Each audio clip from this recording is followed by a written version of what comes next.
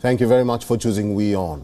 As Russian troops continue their assault on Ukrainian cities, the West is stepping up measures to bring in ways to counter Moscow's growing military aggression.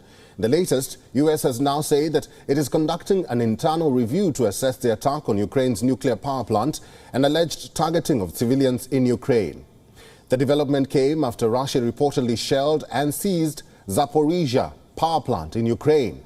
US on Friday called the attack a possible war crime. During a press briefing on Friday, White House Press Secretary Jen Psaki said that an internal review is currently underway that will help get access to data and evidence regarding possible Russian rights abuse in Ukraine. Well, we have an internal review that's been ongoing prior to last night to collect evidence and data of the targeting of civilians, of the reported use of horrific weapons of war on the ground in Ukraine. That's an ongoing process. We have not made conclusions. It's a legal review and a process that goes through the administration.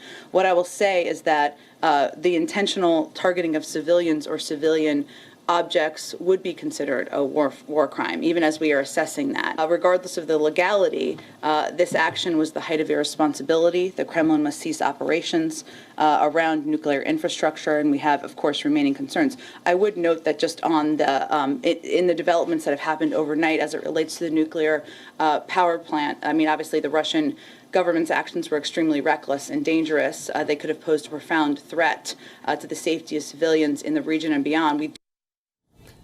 At the same time, in an effort to reduce the risks of miscalculation, Moscow and Washington have now set up a direct phone line to establish a level of communication between the two militaries.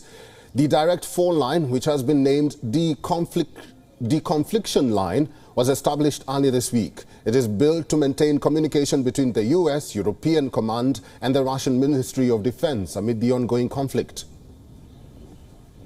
We think it's valuable to have a direct communication vehicle at that level, at an operational level, to reduce the risks of miscalculation and to be able to communicate in real time if need be, particularly because now the airspace over Ukraine is contested by both Russian and Ukrainian aircraft.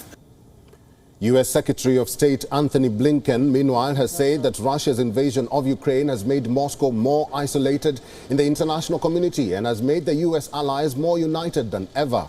Blinken's comments came on Friday after his meeting with the foreign ministers of the G7 nations in Brussels. Russia has never been so isolated. We have never been more united. But let me reiterate one thing, because it's very important. We take these actions not because we oppose the Russian people. We do not. We regret that tens of millions of Russians will suffer because of the dangerous decisions made by a tiny circle of corrupt leaders and their cronies who've consistently put their interests above those of the Russian people.